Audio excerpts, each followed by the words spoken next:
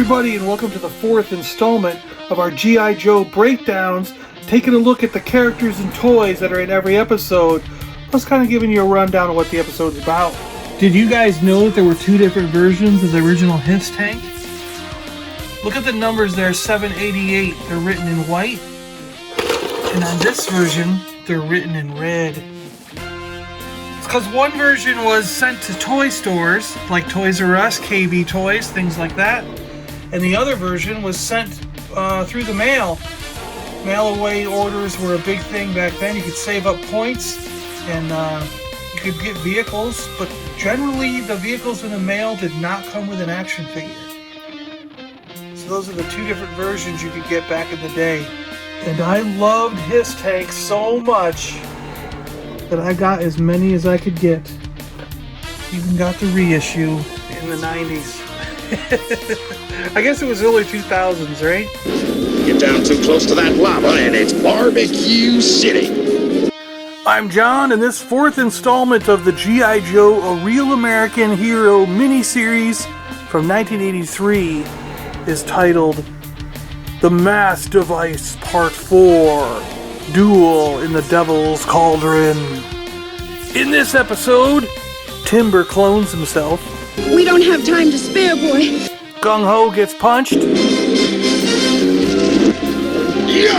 Joe! A dog flies.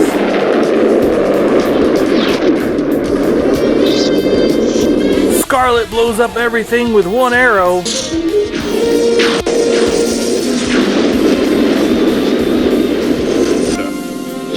What? Don't you see? And Cobra Commander eats some Chick-fil-A. Wonderful! Delightful! Thanks to Timber and CoverGirl, we've still got a chance. The Joes are still working on getting the materials for their own mass device, and they've got to go to this weird volcano that an asteroid crashed into. And now the asteroid has special powers, and it can, help them teleport with some water and some crystals.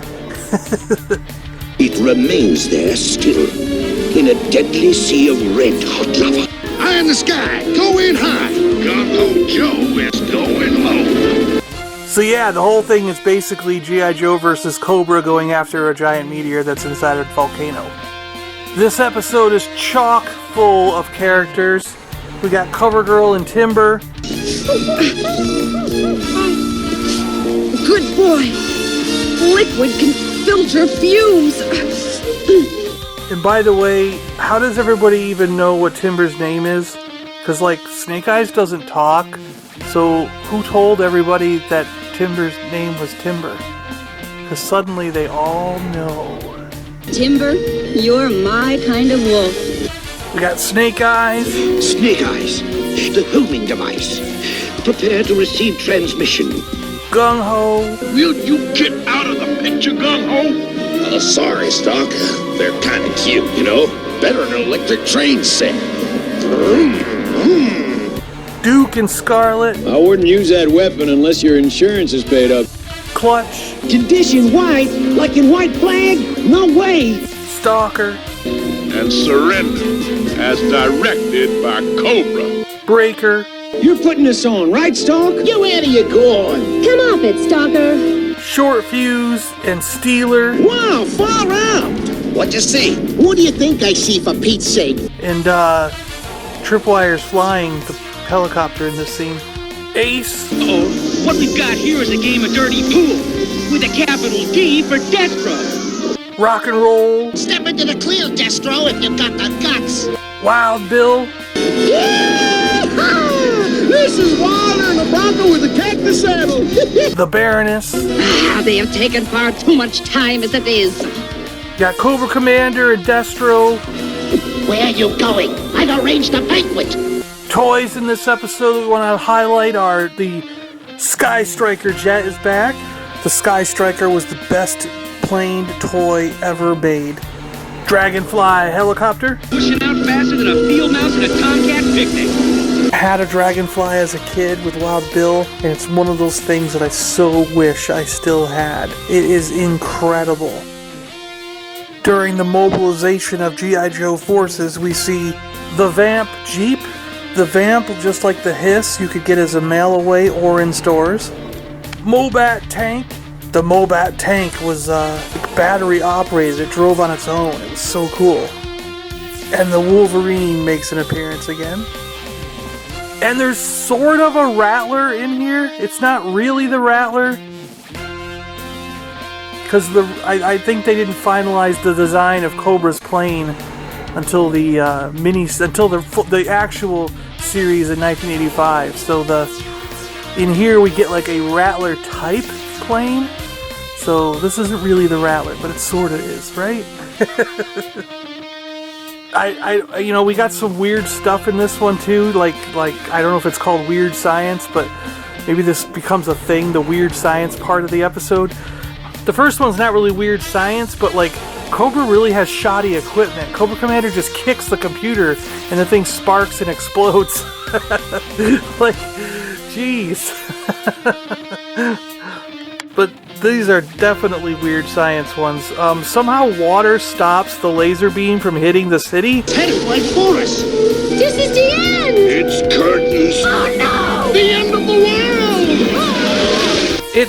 It's like, think about this for a minute.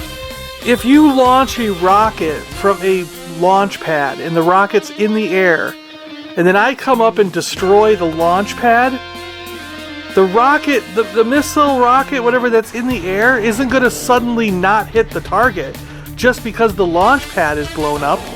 It's not like it's going to disintegrate and disappear in the air like it never took off. If it's going, it's going to hit. Destroying the launch pad does nothing. So by her spilling water on the launch pad that shot the laser beam, the laser beam's still gonna hit the city. I'm like, what's going on here? That doesn't make any sense. Whatever. And really, the whole premise of this episode is that a meteor hit a volcano and stayed inside of it and floated around. I don't know, wouldn't that cause a devastating disaster? That's disaster times 2. And here, it just plops into the lava and doesn't do anything. There's no kinetic energy built up in that from flying 30,000 miles an hour and going through the atmosphere. I don't get it. I think it would have blown up the entire continent. I don't know, man. There's no chance that if a meteor hit a volcano, that's disaster times 10. Okay, that should be a movie. I mean, one of those disaster movies, Volcano 2, meteor strikes volcano, It's that's like Sharktopus, Alright, whatever. And guess what happens, guys, since this is part 4 of a 5-part miniseries? Yeah, we end on a cliffhanger. We have no idea. Maybe Cobra will win. Maybe the Joes will come back. Who knows? At this point, it could be anyone's game. I have no time for childish games, and Scarlet will accompany me. I mean, we're sitting on the edge of our seats here, aren't we? Alright guys, that's about it. Thanks a lot for watching. I really appreciate it. If you want to see more, hit that subscribe button so you'll be notified when I put up more videos. And we're going to keep going with this. We got one more episode with the mini-series. We're both finished! And then we're going to jump into the 1985 ongoing series and keep going from there. Alright guys, talk to you later. I'm John. I'm out of here. We'll see you next time. Bye. My old daddy taught me how to dip a net to catch a mess of blue crab. This is about the same, except this old crab weighs about 10 tons. I hope I was as convincing as these models. My only previous acting experience was playing a pumpkin in the school Thanksgiving show. Out of sight! Way to go, Scarlet!